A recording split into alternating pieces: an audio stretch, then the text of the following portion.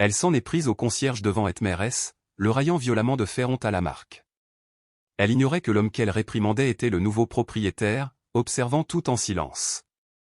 Raymond Ellis gara son pick-up en face de Malisté Motor peu avant 7h30.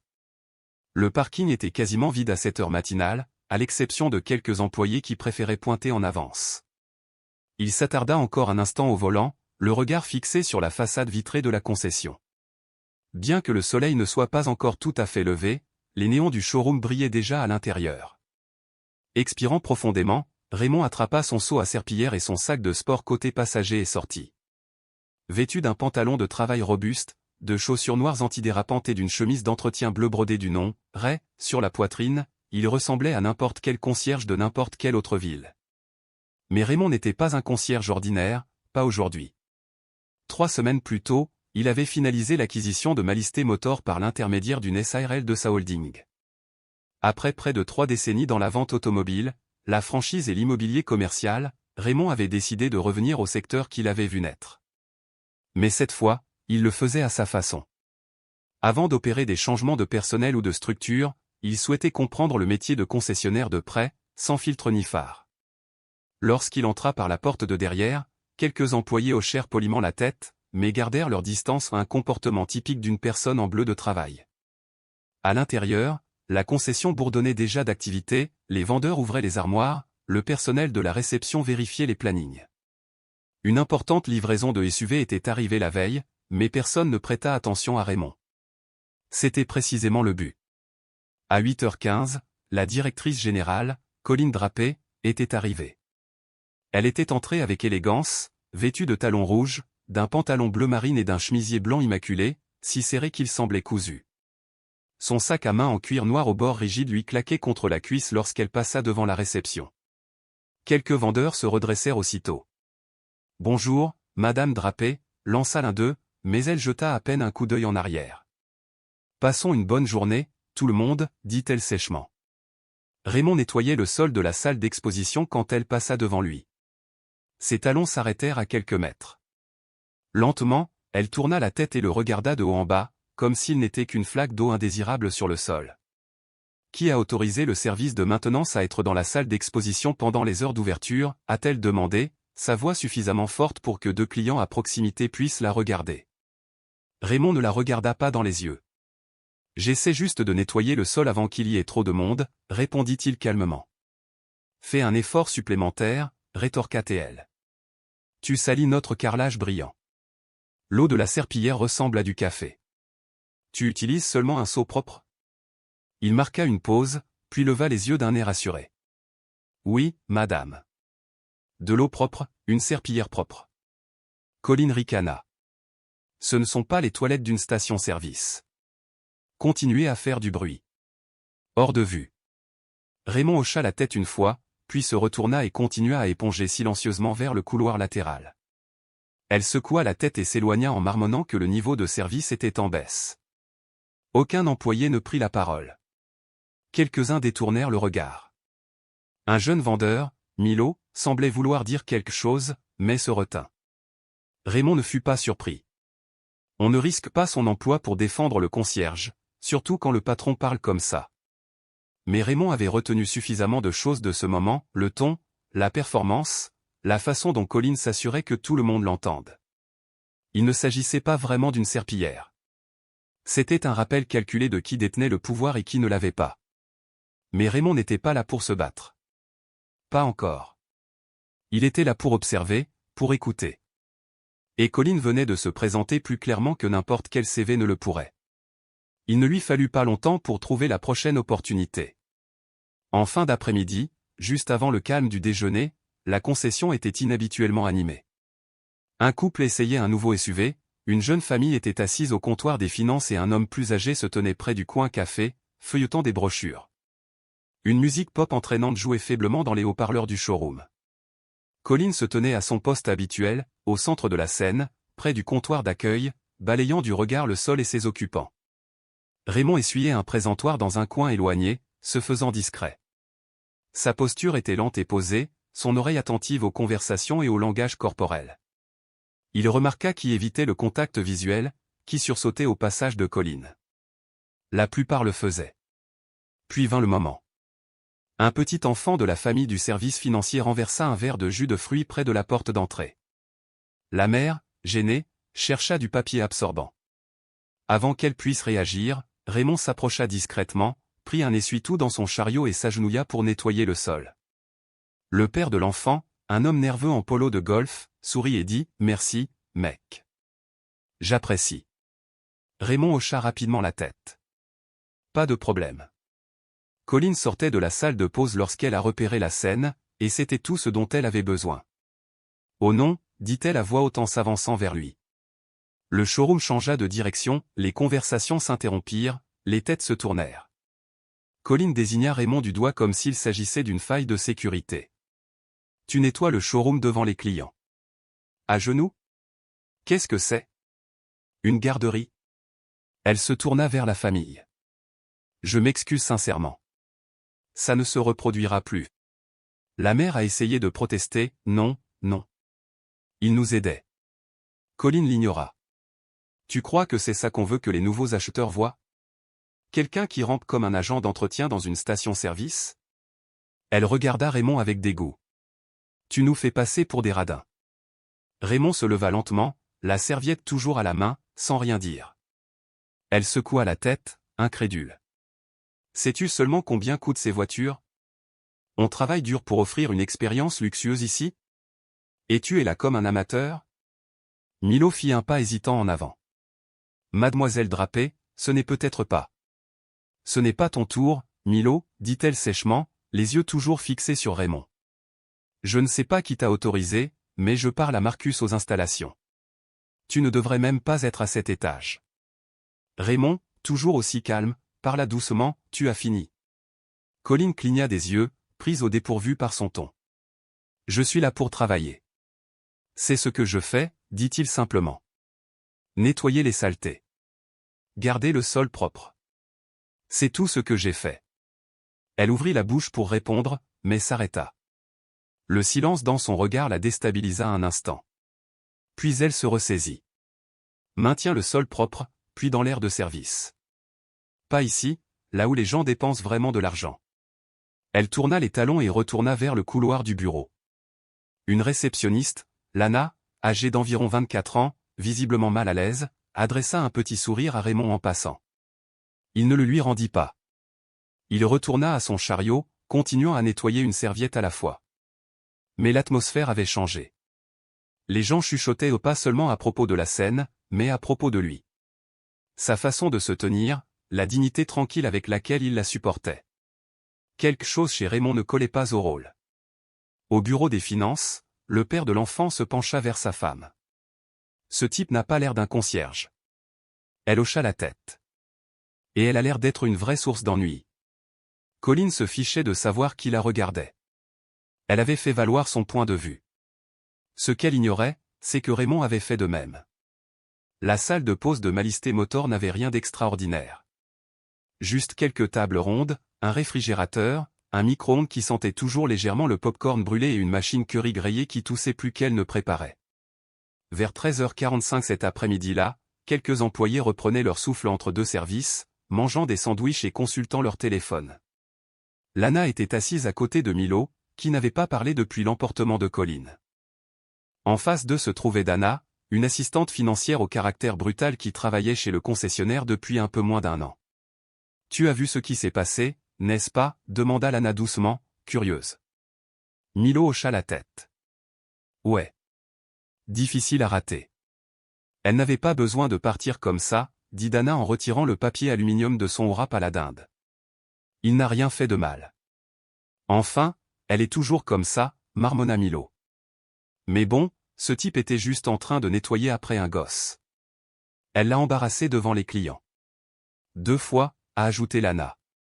Dana se pencha en arrière et les regarda tous les deux. « Vous trouvez qu'il y a quelque chose de bizarre chez lui ?» Ils échangèrent des regards. « Que veux-tu dire ?» demanda Milo. « Je ne sais pas, » dit Lana. « Il ne se comporte pas comme un concierge ordinaire.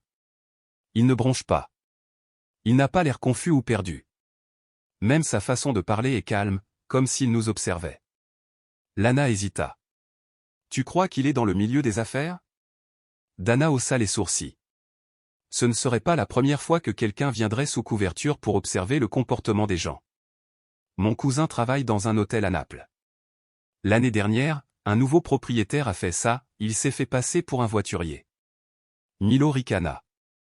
Oui, mais on est à Charlotte. On est chez un concessionnaire. Ça n'arrive pas ici. Dana a pointé son sandwich du doigt. Cet endroit a changé de propriétaire il y a quelques semaines. Colin n'en dit pas beaucoup, mais je l'entendis s'en prendre à quelqu'un au bureau, lui reprochant de faire profil bas. Et puis, écoutez bien, ils n'ont jamais annoncé qu'il avait acheté. Ils ont juste dit qu'il appartenait à un groupe de holding. Lana cligna des yeux, surprise. Tu crois que c'est lui? Dana haussa les épaules. Je ne sais pas, dit-elle, mais il y a quelque chose qui cloche. Milo se renversa dans son fauteuil, incertain d'adhérer pleinement à la théorie, mais le timing était logique. La façon dont Raymond se déplaçait dans le bâtiment en silencieux, observateur exprimait une assurance qui ne correspondait pas à son uniforme. Enfin, il lui a tenu tête, ajouta Milo. Il n'a pas bronché. Je l'ai juste regardé droit dans les yeux, sourit Dana. Et elle n'a pas apprécié du tout. Dans le couloir juste devant la salle de repos, Raymond marqua une pause, remplissant un flacon de produit nettoyant à l'évier. Il entendait des bribes de conversation à travers la porte entr'ouverte, pas tous les mots, mais suffisamment. Suffisamment pour savoir que des murmures avaient commencé. Les plus malins commençaient à faire le lien.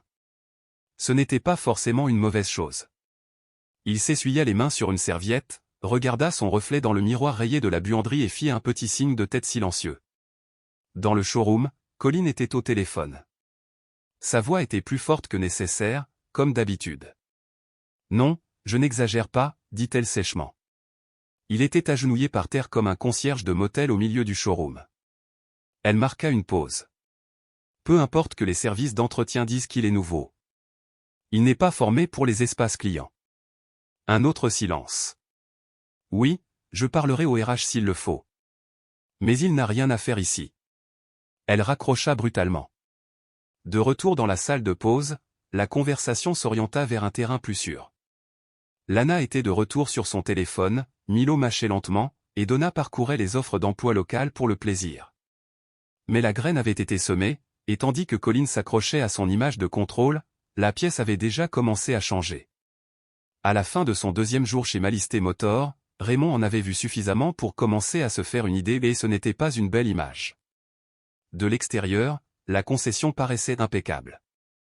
Les vitres étincelaient, les voitures étincelaient sous les lumières LED et les vendeurs arboraient un sourire sincère. Mais derrière cet éclat se cachait un environnement de travail fondé sur la peur, le favoritisme et le silence. Ce n'était pas seulement Colin, c'était la façon dont son comportement influençait toute l'équipe. Raymond l'avait vu critiquer une réceptionniste pour avoir ri trop fort à l'entrée. Elle avait sermonné un portier pour avoir touché un modèle d'exposition sans gants. Et lorsqu'un technicien du service après-vente avait tenté de lui expliquer un problème de garantie, elle l'avait interrompu en plein milieu de sa phrase et s'était éloignée sans un mot. Personne ne lui avait jamais répliqué. Personne ne posait de questions. Les gens circulaient autour d'elle comme s'ils esquivaient des mines. Même le directeur adjoint, Dean Hollow, gardait la tête basse. Cet homme avait plus de 10 ans d'expérience en concession et se tenait comme quelqu'un qui avait eu une voix, mais l'avait abandonnée pour survivre. Raymond a remarqué comment Dean réglait discrètement les problèmes dans le dos de Colin, aplanissant les choses qu'elle avait gâchées sans jamais s'en attribuer le mérite. Pendant une heure creuse, Raymond s'approcha de lui. « Tu es là depuis longtemps ?» demanda-t-il en nettoyant le bord d'une fenêtre où une empreinte de doigt avait taché le verre. Dean ne leva pas les yeux. « Presque 7 ans. On dirait que vous dirigez une opération rigoureuse. » Dean eut un léger rire. « Ce n'est pas mon opération. » Raymond pencha la tête. « Pourtant, c'est vers toi que les gens se tournent quand ils ont besoin d'aide. » Dean le regarda enfin, juste un coup d'œil. « Tu n'es pas un simple concierge, n'est-ce pas? » Raymond sourit. « Pourquoi dis-tu ça? » Dean hésita. « Sans vouloir vous offenser, c'est juste que vous vous comportez différemment, comme quelqu'un qui n'a pas à être là. » Raymond s'essuya le chiffon sur la main et le replia sur le bord du seau. « Peut-être que je suis juste quelqu'un qui veut voir ce qui se passe quand les gens pensent que personne ne regarde. » Dean hocha lentement la tête, une lueur de quelque chose passant derrière ses yeux, une reconnaissance, peut-être un soulagement. Pendant la pause déjeuner qui suivit, Raymond parcourut l'aire de service où les techniciens suaient sous leurs cagoules et s'essuyaient les mains avec des chiffons décolorés. Ils travaillaient dur, mais aucun d'eux n'avait été invité à la séance de renforcement d'équipe dont Colin ne cessait de se vanter auprès du personnel d'accueil. « Tu crois qu'elle connaît même nos noms ?» marmonna un mécanicien à un autre. « Seulement si on fait une erreur. » En milieu d'après-midi, Raymond passa devant une salle de conférence où Colin prononçait un discours improvisé devant l'équipe de terrain. Debout devant un tableau blanc, marqueur à la main, elle parlait de chiffres, de quotas et de perception de la marque. Ses paroles étaient rapides et polies, mais son regard guettait la moindre faiblesse. Tout signe de désaccord était accueilli par un regard d'avertissement.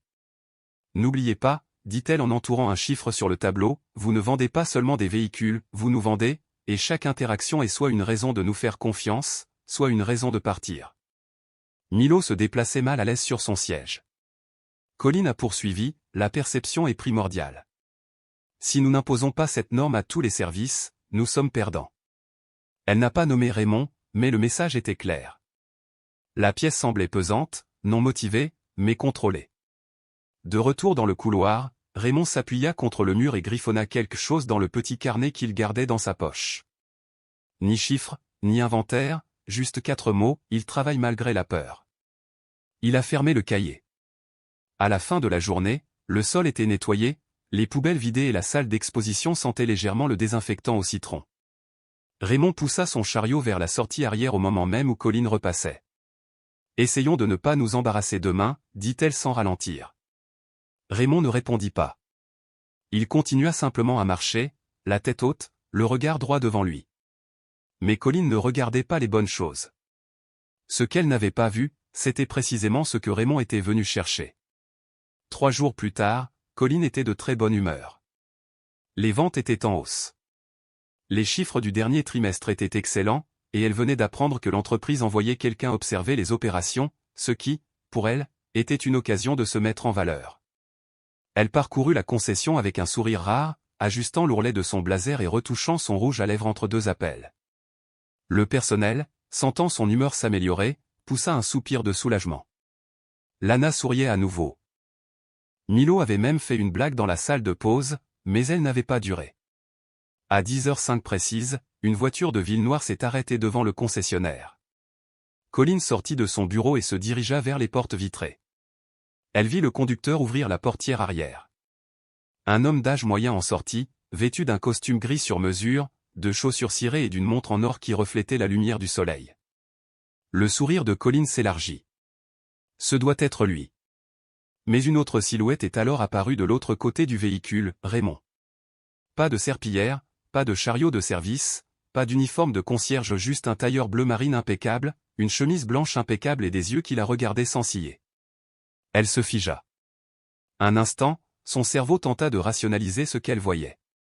Peut-être qu'il déposait simplement quelque chose. Peut-être était-ce une erreur.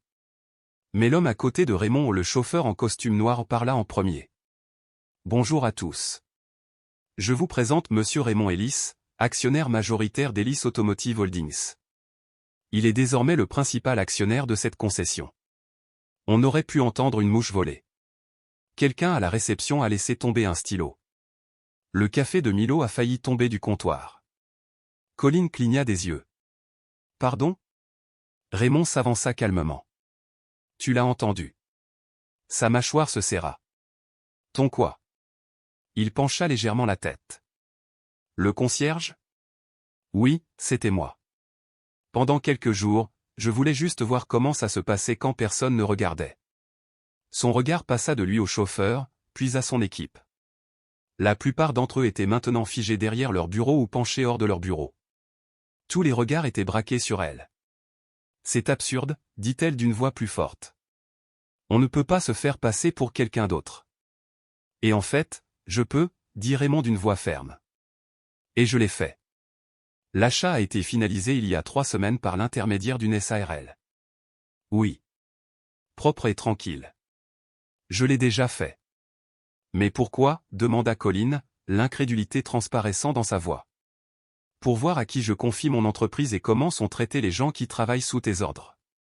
Il marqua une pause. Et j'en ai vu plus qu'assez. Colline croisa les bras, cherchant un terrain stable. Tu juges sur quelques jours. C'est loin d'être une image complète. Le sourire de Raymond s'estompa. Tu m'as jugé en 30 secondes. Un silence s'installa entre eux. Le personnel derrière elle resta silencieux. Raymond a continué, vous m'avez humilié bruyamment à 2 reprises, non pas parce que j'ai fait une erreur, mais parce que je n'avais pas l'air d'être quelqu'un qui a sa place ici. Le visage de Colline rougit, mais elle ne parla pas. Et si c'est comme ça que vous traitez quelqu'un dont vous pensez qu'il ne peut pas riposter, a-t-il ajouté, alors je me demande comment vous traitez le reste de mon équipe quand je ne suis pas là. Il se tourna vers la salle. Je convoque une réunion du personnel dans l'heure qui vient. Tout le monde, présence au complet, service et détails compris. La voix de Colline était maintenant basse. Suis-je concerné par tout ça? Raymond la regarda d'un air neutre. On s'adressera à toi. Puis il s'éloigna, se dirigeant vers la salle de conférence. Le reste du personnel s'attarda un instant, figé sur place, échangeant des regards hésitants tandis que leurs pensées tourbillonnaient silencieusement. En ce bref instant, le sol sous les pieds de Colline drapée se déroula, même si elle seule continuait à faire comme si de rien n'était. Pourtant, le véritable jugement était encore à venir, et ni rouge à lèvres ni tableur ne pouvaient la protéger de ce qui l'attendait. Environ 45 minutes plus tard, tous les employés de Malisté Motor étaient réunis dans la salle de conférence principale. Certains s'adossaient nonchalamment au mur du fond, tandis que d'autres serraient leur café à moitié terminé, vestige de matinée pressée. Des techniciens en bleu de travail côtoyaient des collaborateurs financiers en tenue de ville, tous unis par une anticipation inquiète. Personne ne savait exactement à quoi s'attendre, mais tous pressentaient qu'un événement majeur était sur le point de se produire. Au fond de la salle se tenait Raymond Ellis, les mains jointes. Pas de notes, pas de diapositives, juste sa présence. Lentement, il scruta la salle, croisant les regards. Tout d'abord, commença-t-il, merci à tous d'être là. Je sais que ce n'était pas prévu à votre agenda. Les têtes hochèrent doucement la tête, personne ne parla. Je m'appelle Raymond Ellis. Certains d'entre vous reconnaîtront peut-être ce nom, d'autres non. Ce n'est pas grave. Ce que vous devez savoir, c'est que je viens de prendre possession de cette concession, et je ne suis pas ici pour faire du spectacle ou pour faire du grabuge. Il marqua une pause, laissant ces mots pénétrer son esprit. Je suis venu ici pour écouter. Et je l'ai fait. Un léger mouvement parcourut la pièce, les gens s'agitaient avec inquiétude, échangeaient des regards en coin. Raymond poursuivit, j'ai passé quelques jours à faire ce travail discret, passer la serpillière, sortir les poubelles et écouter les conversations qui ont lieu quand les gens pensent que personne ne les regarde. Son regard se posa brièvement sur Colline, qui se tenait raide près du coin, les bras croisés, la mâchoire serrée. Ce que j'ai entendu et vu m'a beaucoup appris sur cet endroit, qui a du poids, qui se sent libre de s'exprimer, et qui ne le fait pas, il laissa le silence s'installer. J'ai vu des employés marcher sur des œufs, non pas à cause de la pression de la performance, mais à cause de la peur. La peur d'être pointé du doigt, licencié ou humilié. Ce n'est pas comme ça qu'on construit la confiance, dit-il doucement. C'est comme ça qu'on la sape. Milo jeta un coup d'œil à Lana, qui gardait les bras croisés et les yeux rivés au sol. Raymond fit un pas en avant. Je comprends. Vous avez tous besoin d'un travail. Vous avez une famille, des factures, des responsabilités. Vous travaillez dur, car c'est comme ça que vous survivez. Mais vous ne devriez pas avoir à survivre à votre travail. Quelqu'un au fond laissa échapper un soupir, un souffle qu'il retenait sans s'en rendre compte. Je ne suis pas ici pour jouer les héros, a ajouté Raymond, mais je vais apporter des changements. La façon dont cet endroit est géré ne reflète pas mes valeurs et ne correspond certainement pas à ce que j'attends d'un dirigeant. Son regard revint à Colline. Mademoiselle Drapé. Elle leva les yeux, les épaules serrées. Depuis combien de temps dirigez-vous cette concession? 5 ans, répondit-elle d'une voix ferme mais froide. Vous avez fait des bénéfices, c'est indéniable. J'ai vu les chiffres. Mais le profit sans les gens ne signifie rien pour moi. Et si votre style de leadership repose sur le contrôle par la honte, alors nous avons un sérieux problème. Un changement visible se produisit dans la salle. Quelqu'un au premier rang hocha légèrement la tête, et des murmures s'élevèrent contre le mur du fond. Colline ouvrit la bouche pour parler. J'ai fait ce que je pensais être le mieux. Je ne suis pas là pour débattre, dit Raymond fermement mais poliment, l'interrompant. Je vous dis que votre approche n'a plus sa place ici. Je vais passer en revue tous les postes de direction au cours des 2 prochaines semaines. Y compris le vôtre. Elle serra les lèvres, mais elle n'en dit pas plus. Raymond se retourna pour s'adresser au groupe. Cet endroit est sur le point de changer, à commencer par la transparence, l'équité et une véritable communication. Si vous avez des idées, des préoccupations ou des problèmes, je veux les entendre directement, sans passer par quelqu'un d'autre. Il continua, j'organiserai des réunions avec chaque service. Un technicien au fond croisa les bras, les yeux plissés non pas par défi, mais par espoir. Raymond laissa le silence s'installer. Ce n'est pas une question de vengeance. C'est une question de respect. Et ça marche dans les deux sens. Il hocha légèrement la tête. Réunion terminée. Un par un, les employés sortirent. Personne ne se pressait ni ne parlait beaucoup, mais quelque chose avait de nouveau changé cette fois, pour de bon. Les épaules se détendaient, les têtes se relevaient. Colline restait dans son coin, le regard droit devant elle. Raymond ne la regardait jamais, mais elle savait qu'il ne s'agissait plus seulement d'un travail. Il s'agissait d'être vraiment vu.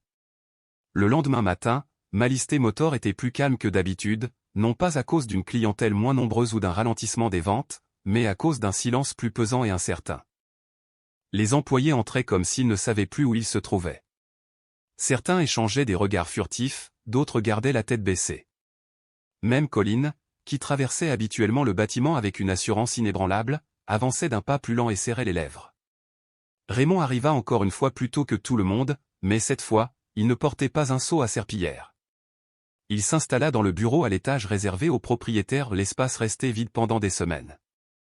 La porte portait une simple plaque indiquant « Hélice ». Vers 10 heures du matin, Raymond appela Colline. Elle arriva les bras croisés, la bouche neutre. Elle ne s'assit qu'après un geste de sa part. « Ce n'est pas un tribunal, dit-il. Vous pouvez respirer. » Elle laissa échapper un rire bref, sec et amer. « Je suppose que vous voulez ma démission. » « Non, dit-il simplement. Je veux la vérité. » Cela l'arrêta. « Je veux savoir comment les choses en sont arrivées là. Comment tu t'es convaincu que la peur mènerait à l'excellence ?» Colline s'est assise, sa voix ralentissant, plus humaine maintenant. « Quand je suis arrivé, c'était le chaos.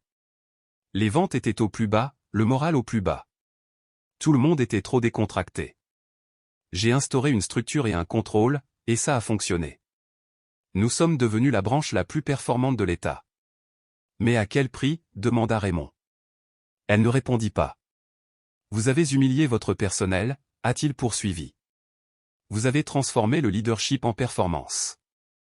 Vous avez confondu discipline et domination, ce qui a dissuadé les gens de s'exprimer. Ce n'est pas du leadership, Colline. C'est de l'insécurité déguisée en autorité. J'essayais de maintenir la cohésion, dit-elle. De garder les gens concentrés. Tu les as fait taire, corrigea Théil. Et ils ont quand même performé, mais pas grâce à toi. Malgré toi. Le visage de Colline grimaça à ces mots. Raymond se pencha en arrière, les mains jointes.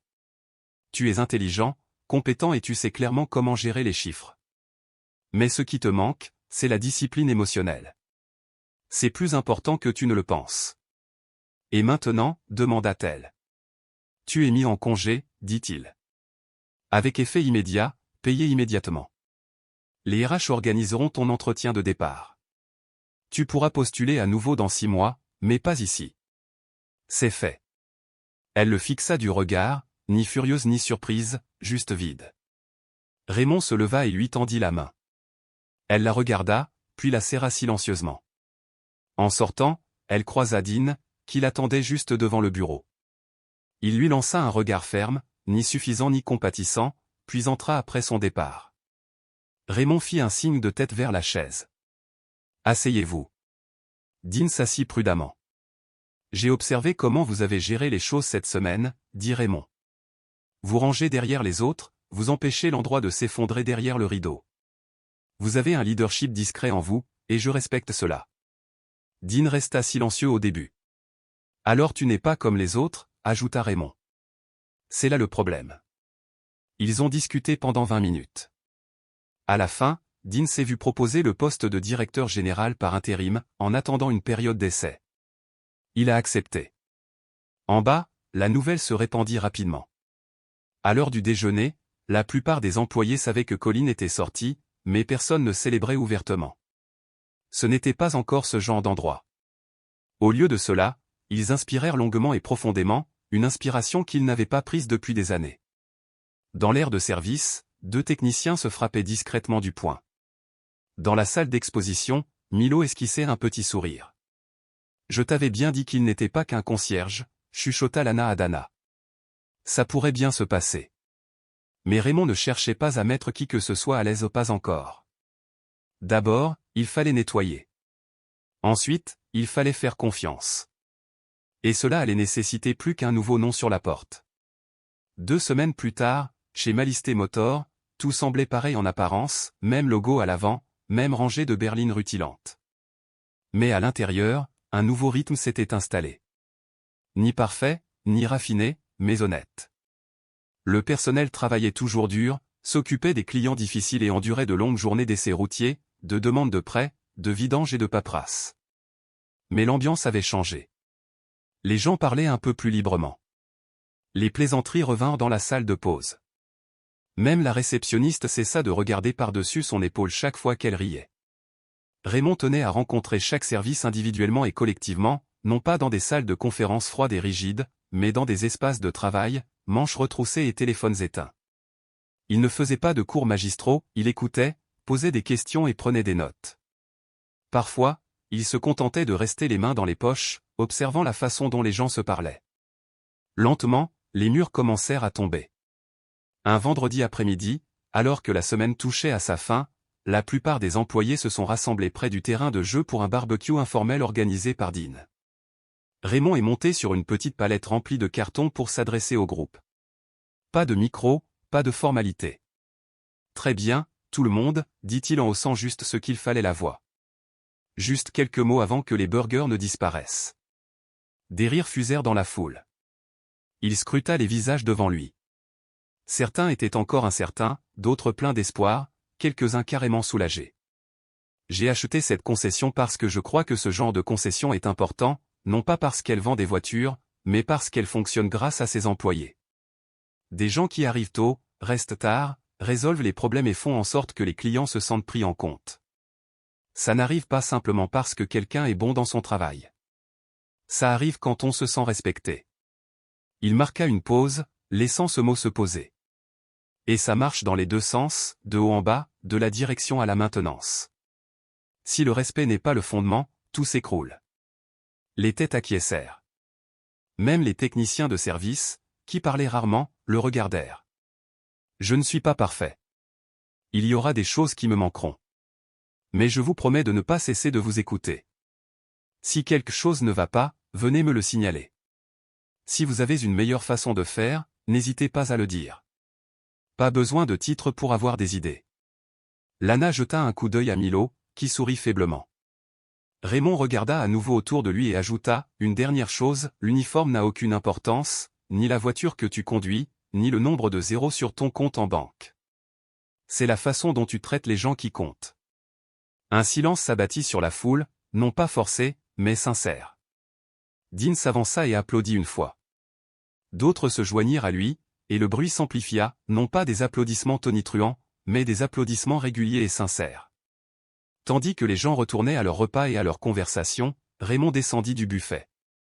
Dana, du service financier, s'approcha et lui tendit un soda. « Je dois dire, dit-elle, je ne pensais pas voir cet endroit changer de direction. » Raymond sourit. « On n'y est pas encore. Mais on est sur la bonne voie. » Il hocha la tête. « C'est un début. » À quelques mètres de là, Milo s'approcha de lui avec hésitation. « Monsieur Ellis, je voulais juste vous remercier, pas seulement pour ce qui s'est passé, mais pour nous avoir donné l'occasion de nous faire entendre. » Raymond sourit chaleureusement. « C'est Raymond, et tu n'as pas besoin de me remercier pour quelque chose que tu aurais dû avoir depuis toujours. » Ils se sont serrés la main. Plus tard dans la soirée, alors que le parking se vidait et que le soleil disparaissait sur la ville, Raymond se tenait seul au bord de l'aire de service. Le seau à serpillière qu'il avait poussé autrefois était rangé dans un coin, exactement là où il l'avait laissé le premier jour. Il l'a regardé un moment, puis s'est retourné et s'est éloigné. Car le respect ne se donne pas une fois pour toutes. Il se gagne encore et encore, par de petits choix. Parfois, les plus grandes leçons ne viennent pas du pouvoir, mais du silence suffisamment long pour entendre ce que les autres ne disent jamais à voix haute. Si cette histoire vous a marqué, prenez un moment pour réfléchir à la façon dont vous traitez ceux qui vous entourent, en particulier ceux que vous avez tendance à négliger. Et si vous pensez que le respect compte toujours, n'oubliez pas de vous abonner pour plus d'histoires qui vont plus loin que les apparences.